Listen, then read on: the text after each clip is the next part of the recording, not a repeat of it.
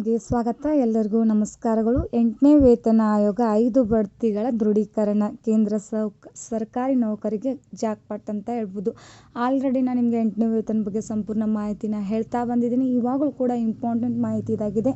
ಯಾರಿಗೆಲ್ಲ ಜಾಕ್ಪಾಟ್ ಸಿಗಲಿದೆ ಅನ್ನೋದನ್ನು ನೀವು ಈ ವಿಡಿಯೋದಲ್ಲಿ ಪೂರ್ತಿಯಾಗಿ ನೋಡಿ, ಹಾಗೆ ಸಬ್ಸ್ಕ್ರೈಬ್ ಮಾಡಿ, ನಮ್ಮ ಚಾನಲ್ನ ಆದಷ್ಟು ನಿಮಗೆ ಗೊತ್ತಿರೋರಿಗೆ ಶೇರ್ ಮಾಡಿ ಅಂತ ಹೇಳ್ತಾ, 8ನೇ ವೇತನ ಆಯೋಗದ ಅನುಷ್ಠಾನಕ್ಕಾಗಿ ಕಾಯುತ್ತಿರುವವರಿಗೆ ಕಳೆದ ವಾರ ಫೆಬ್ರವರಿ 25 ನವದೆಹಲಿಯಲ್ಲಿ ನಡೆದ ರಾಷ್ಟ್ರೀಯ ಮಂಡಳಿ ನೌಕರರ ಜಂಟಿ ಸಮಾಲೋಚನಾ ಸಮಿತಿ NCJCM ಸಭೆಯಲ್ಲಿ ಚರ್ಚಿಸಲಾಗುತ್ತಿರುವ ವಿಷಯಗಳು. ಜಾಕ್ಪಾಟ್ ಮೇಲೆ ಜಾಕ್ಪಾಟ್ ನೀಡಿರುವ ನಿರೀಕ್ಷೆಯಿದೆ.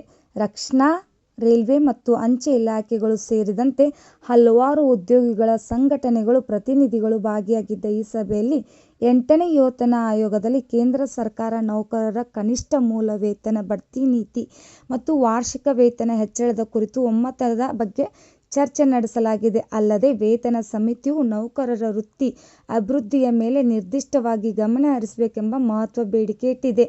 ರಾಷ್ಟ್ರೀಯ ಮಂಡಳಿ ನೌಕರರ ಜಂಟಿ ಸಮಾಲೋಚನೆ ಸಮಿತಿಗಳ ಸಭೆಯಲ್ಲಿ ಕೇಂದ್ರ ಸರ್ಕಾರ ನೌಕರರಿಗೆ ಅವರ ಸೇವಾವಧಿಯಲ್ಲಿ ಕನಿಷ್ಠ 5 ಬಡ್ತಿಗಳನ್ನು ಖಚಿತಪಡಿಸಿಕೊಳ್ಳಬೇಕೆಂಬ ಬೇಡಿಕೆಯನ್ನು ಮುಂದಿಡಲಾಗಿದೆ. ಇದು ವರ್ಷಗಳ ಕಾಲ ಕಿರಿಯ ಹಂತದಲ್ಲಿ ಕಾರ್ಯನಿರ್ವಹಿಸಬೇಕಾದ ಅನಿವಾರ್ಯತೆಯನ್ನು ನಿವಾರಿಸಲಿದೆ ಎಂದು ಹೇಳಲಾಗಿದೆ. ಅಖಿಲ ಭಾರತ ರಕ್ಷಣಾ ನೌಕರರ ಒಕ್ಕೂಟದ ಪ್ರಧಾನ ಕಾರ್ಯದರ್ಶಿ ಸಿ. ಶ್ರೀಕುಮಾರ್ ಇವರ ಕುರಿತಂತೆ ಮಾತನಾಡಿದ್ದು, ಕನಿಷ್ಠ ಮೂಲ ವೇತನ ಬಡ್ತಿ ನೀತಿ ಮತ್ತು ವಾರ್ಷಿಕ ವೇತನದ ಹೆಚ್ಚಳದ ಕುರಿತು ಒಮ್ಮತಕ್ಕೆ ಬರಲು ಪ್ರಯತ್ನಗಳು ನಡೆದಿವೆ. ಮುಂದಿನ 2 ವಾರಗಳಲ್ಲಿ ನೌಕರರ ಸಂಘಟನೆಗಳ ಎಲ್ಲಾ ಬೇಡಿಕೆಗಳನ್ನು ಪಡೆದು ಅದರ ಆಧಾರದ ಮೇಲೆ ಸಾಮಾನ್ಯ ಜ್ಞಾಪಕ ಪತ್ರವನ್ನು ಸಿದ್ಧಪಡಿಸಲಾಗುತ್ತದೆ. ಈ ಜ್ಞಾಪಕ ಪತ್ರವನ್ನು 8ನೇ ವೇತನ ಆಯೋಗದ ಅಧ್ಯಕ್ಷರಾದ ನ್ಯಾಯಮೂರ್ತಿ ರಂಜನಾ ಪ್ರಕಾಶ್ ದೇಸಾಯಿ ಅವರಿಗೆ ಸಲ್ಲಿಸಲಾಗುವುದು ಎಂದಿದ್ದಾರೆ. ರಾಷ್ಟ್ರೀಯ ಮಂಡಳಿ ನೌಕರರ ಈ ಒಂದು ಜಂಟಿ ಸಮಾಲೋಚನೆ ಸಭೆಯಲ್ಲಿ ವೇತನ ಅಸಮಾನತೆ ಬಗ್ಗೆಯೂ ಸಮಾಲೋಚನೆ ನಡೆಸಲಾಗುತ್ತದೆ.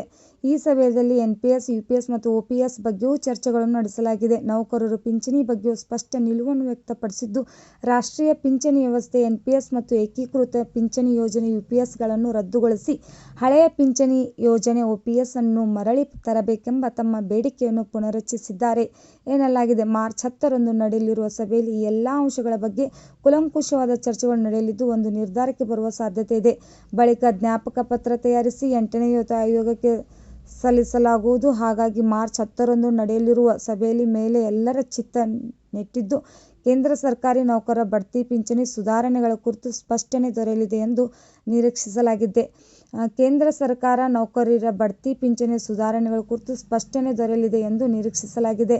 ಈ ಪೋಸ್ಟನ್ನು ಮಾಹಿತಿ ಹೊಂದಿದ್ದ ಮಾತ್ರ ಎಲ್ಲರೂ ಕೂಡ ನೋಡಬೇಕಂತ ಹೇಳಲಾಗ್ತದೆ. ಯಾವುದೇ ರೀತಿಯ ಸರ್ಕಾರದ ವೇತನ ಹೆಚ್ಚಳ ಅಥವಾ ಪಿಂಚಣಿ ಏರಿಕೆಯನ್ನು ಖಾತರಿಪಡಿಸುವುದರಲ್ಲಿ ಇತ್ತೀಚಿನ ಮತ್ತು ನಿಖರವಾದ ಮಾಹಿತಿಗಾಗಿ ಅಧಿಕೃತ ನೀವು ಸರ್ಕಾರಿ ವೆಬ್ಸೈಟ್ನನ್ನು ಸಂಪರ್ಕಿಸಬಹುದು ಅಥವಾ ನಾವು ಈ ಥರ ವಿಡಿಯೋಗಳನ್ನು ಕೂಡ ನೋಡ್ಬೋದು ಅಂತ ಹೇಳ್ತಾ, ಪ್ಲೀಸ್ ನಮ್ಮ ಚಾನಲ್ಗೆ ಈ ಒಂದು ಸಂಪೂರ್ಣ ಮಾಹಿತಿ ವಿಡಿಯೋ ಇಷ್ಟವಾದಲ್ಲಿ ಪ್ಲೀಸ್ ನಮ್ಮ ಚಾನಲ್ನ ಲೈಕ್, ಶೇರ್, ಕಮೆಂಟ್ ಮಾಡಿ, ಆದಷ್ಟು ಸಬ್ಸ್ಕ್ರೈಬ್ ಮಾಡಿ. ಥ್ಯಾಂಕ್ ಯು, ಧನ್ಯವಾದಗಳು.